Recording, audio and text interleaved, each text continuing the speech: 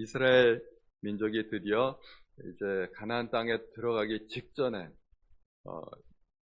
여리고 맞은편, 요단 동편, 모압 평지에 이르렀습니다. 이제 민수기가 다 끝났습니다. 가나안 땅에 들어가기만 하면 되기 때문에 이제 하나님께서는 가나안 땅에 들어가기 위해서 이제 그 땅에 들어가거든 이러이러하게 살아라 하고 그 내용을 33장 마지막 부분에 이야기하고 있고, 그 땅의 경계가 이러하다, 땅에 대해서 이야기하고, 또 땅을 나눌 때에는 각 지파별로 이렇게 나누어라 하고 지휘관들을 세워주시는 장면입니다. 그리고 그 땅에 들어가서 이제 35장에 있어서는 이제 레위 사람들도 있지 않습니까? 레위 사람들이 어떻게 도피성을 얻게 되고, 마지막 36장에 가서는 이제 땅을 얻지 못하게 되는 슬로브앗의 딸들에 대한 이야기가 나오고 있습니다. 이렇게 해서 이제 땅 정리가 다 끝나게 됩니다. 이제 들어가기만 하면 되는데 그 이야기가 여호수아에서 계속 이어지게 됩니다. 하나님께서는 가나안 땅에 들어가려고 하는 이스라엘 민족에게 특별한 지시를 주시게 됩니다.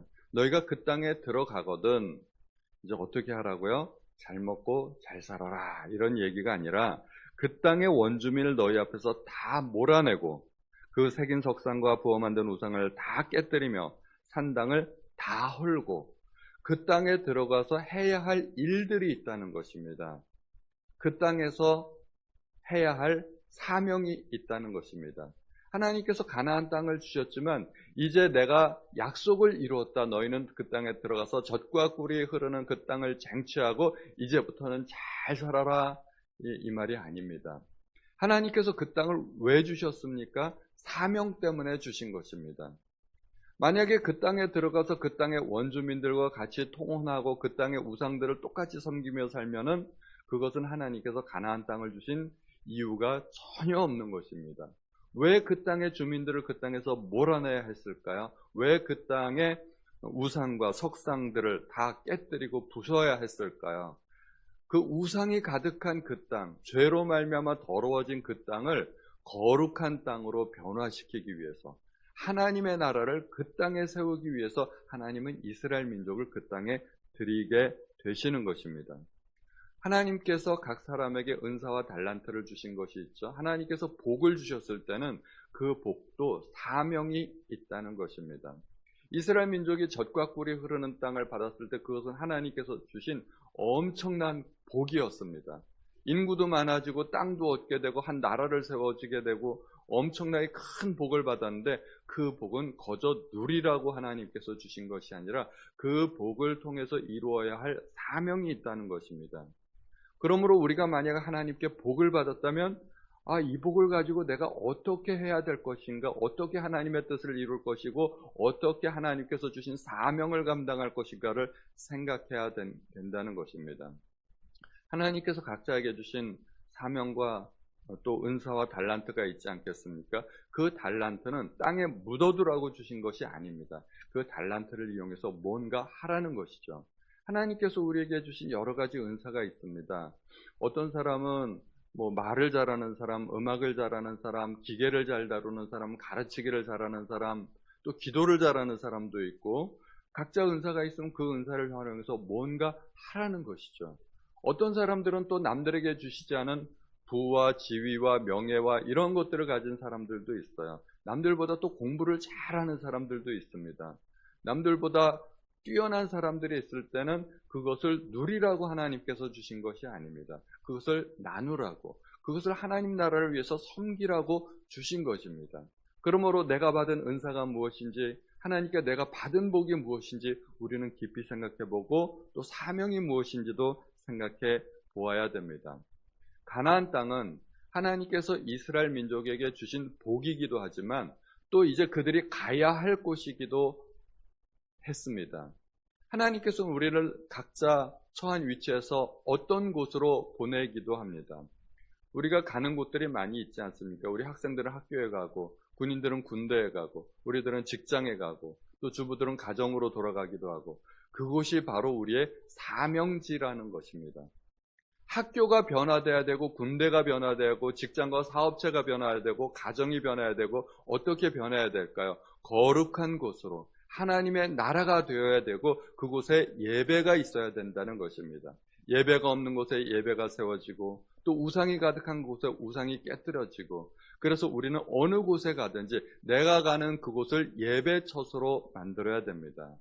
저는 한 달에 한 번씩 그 신우회 예배를 인도하러 갑니다. 이 가까운 곳에 송도타운 신우회로 가는데, 그곳에 치과 선생님과 그리고 우리 교회 집사님 한 분이었던, 지금은 그곳에 이제 다니지는 않지만, 그리고 관리소장님이 모여서 신우회 예배를 시작했습니다. 저는 그런 것들이 너무 훌륭하다고 생각이 됩니다. 어느 곳에 있든지 내가 있는 그곳을 예배처소로 만드시는 우리 모든 성도님들 되시기를 축원드립니다. 34장에 보니까 앞부분에서는 땅의 경계를 구체적으로 말씀하고 계십니다.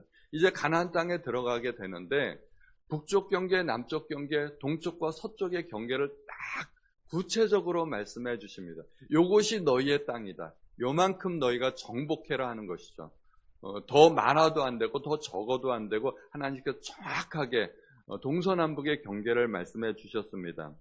하나님께서 처음 아브라함에게 땅을 주시겠다고 했을 때 아브라함을 부르셨죠. 그때 우리는 잘 아는 대로 아브라함이 갈 바를 알지 못하고 그 땅을 떠났다고 합니다. 자기가 어디로 가야 되는지도 알지 못하고 그 땅을 떠났습니다. 다만 내가 너에게 땅을 주겠다, 큰 민족을 이루게 해주겠다, 막연한 약속만 믿고 아브라함이 그 땅을 출발했던 것이죠. 그러다가 이제 드디어 가나안 땅에 들어오게 되었습니다. 하나님께서 내가 이 땅을 너에게 주겠다 약속하셨습니다. 이제 눈에 보이는 땅이 있는 거죠. 이 땅을, 여기구나. 근데 이 땅이라고 하면 좀 애매하지 않습니까? 우리가 여기에 있는데 이 땅을 너희에게 주겠다 그러면 여기가 어디인지, 한 몇십 평, 몇백 평 되는 땅인지, 송도 땅인지, 아니면은 인천 땅인지, 아니면 크게 생각하면 대한민국 땅인지, 이 땅 그러면 그 범위가 어디까지인지 참 애매합니다. 그런데 드디어 창세기 15장에 가서는 애굽강에서 유브라데강까지 드디어 시작과 마지막 부분이 나타나 있죠. 근데 거기까지도 좀 정확하지는 않는데 오늘 드디어 동서남북의 경계가 드디어 정확하게 나오고요. 여호수아에서 보면은 이제 땅을 분배할 때는 더 구체적으로 어느 지파에는 어디 무슨 언덕, 무슨 산, 무슨 강 해가지고 아주 구체적으로 하나님께서 나누어 주십니다. 이 이야기는 하나님께서 처음에 땅을 약속하실 때는 어딘지도 모르고 얼만큼 큰 땅인지도 모르고 막연하게 그 땅이 시작되었지만 점점 시간이 지날수록 그 땅은 점점 구체화되고 확실하게 되고 가시화된다는 것입니다. 하나님의 나라는 마치 겨자씨와 같다고 그러지 않습니까? 겨자씨를 보면 조그맣니다. 물론 커진다는 의미도 있지만 그 씨를 보고 그 나무가 어떤지, 열매가 어떤지, 꽃이 어떤지 상상을 할 수가 없습니다. 씨를 보면 아무것도 알 수가 없습니다.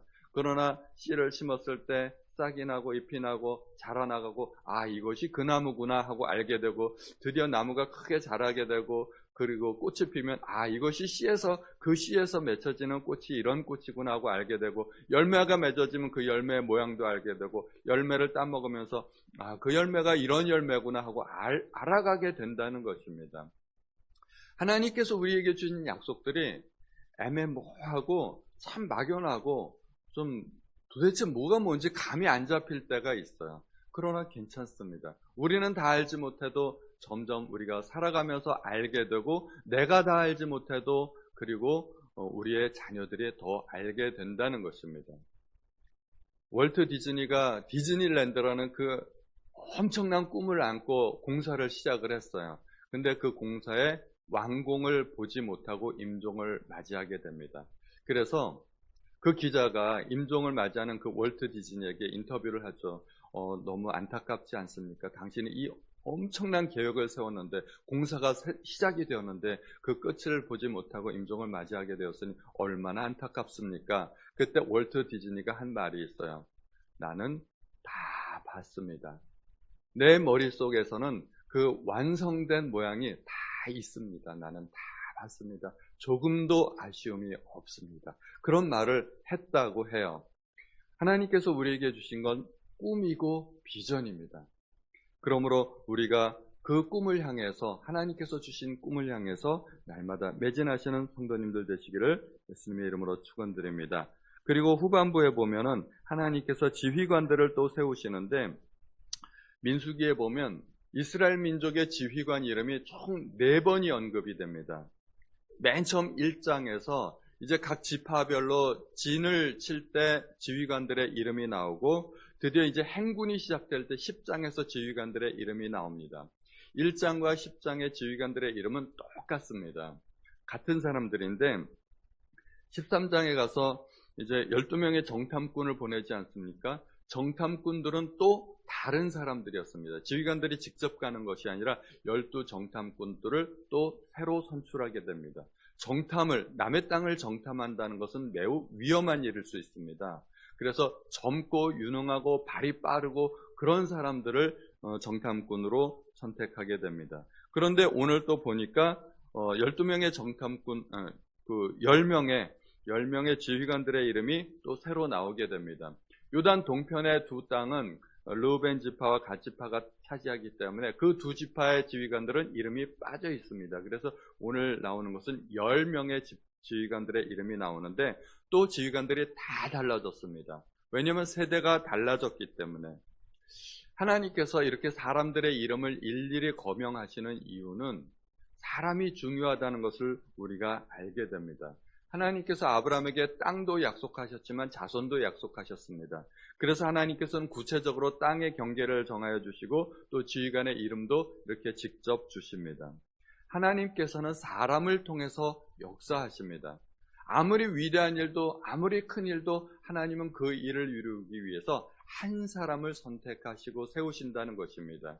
이스라엘 민족이 가나안 땅에 들어가기 위해서 출애굽을 해야 되는데, 그 애굽 땅에서 종살이하던 그 큰 민족을, 한 민족을 끌어내기 위해서 하나님은 단지 한 사람, 80세 된 노인 모세 한 사람을 세우셨을 뿐이라는 것입니다.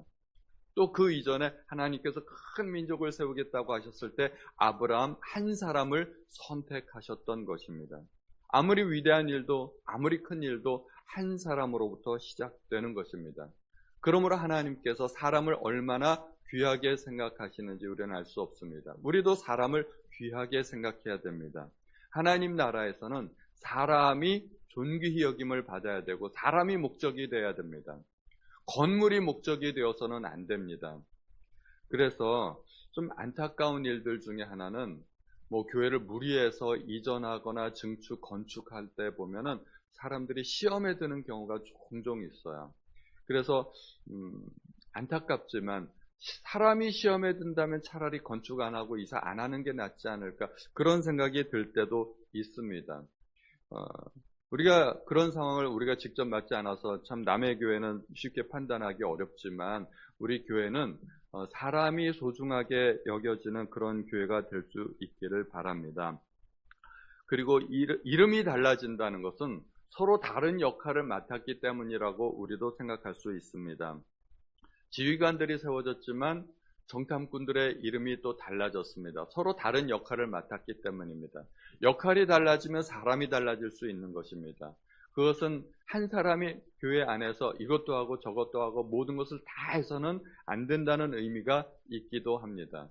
우리는 하나님께서 주신 은사대로 서로 받은 역할을 서로 달리해야 되는 거지, 한 사람이 이것도 하고 저것도 하고, 그래서 교회 안에서는 슈퍼스타가 없어야 됩니다. 그 사람 없으면 교회가 마비된다, 이런 일이 있어서는 안 되는 거죠. 우리 각자 맡은 역할이 있어서 조금씩 서로 다른 역할을 맡아야 된다는 것입니다. 그리고 세대가 달라지니까 또 지휘관들이 또 달라집니다. 이것은 매우 자연스러운 일입니다. 우리는 세대를 넘어서 하나님의 나라를 이루어갈 수 있어야 됩니다. 그래서 하나님의 나라는 마치 릴레이 경기와 같습니다. 계주호 경기와 같이 내가 달려야 할 구간이 있고 그 구간을 딱 마치면 내가 가진 바통을 다음 사람에게 넘겨줄 수 있어야 된다는 것이죠. 내가 더 달릴 수 있는데 뒷사람은 나보다 더 잘 못 달리는데 그럼 내가 달리고 싶은 생각이 들지 않겠습니까? 그래서 바통을 주지 않고 내가 계속해서 달리면 반칙이죠. 반칙입니다.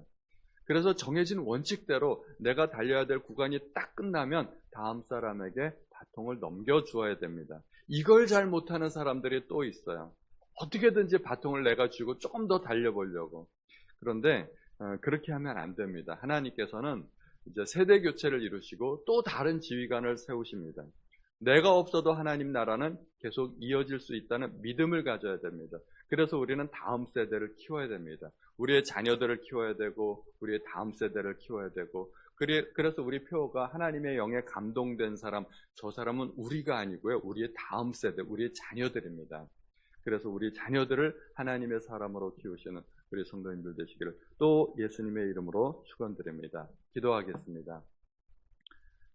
하나님 아버지, 오늘도 하나님께서 주신 귀한 사명에 대해서 들었습니다. 하나님께서 우리에게 가나안 땅을 주셨고 우리가 가야 할 곳을 알려주시고 우리에게 복을 주셨을 때 그것은 우리에게 사명을 주신 것과 같습니다. 나의 사명이 무엇인지 이 시간에 한 번 더 생각해보는 우리 하나님의 백성들 될 수 있도록 하나님 도와주옵소서. 오늘 주신 말씀을 인하여서 하나님 앞에 감사드리며 모든 말씀 우리 주 예수님의 이름으로 기도하였습니다.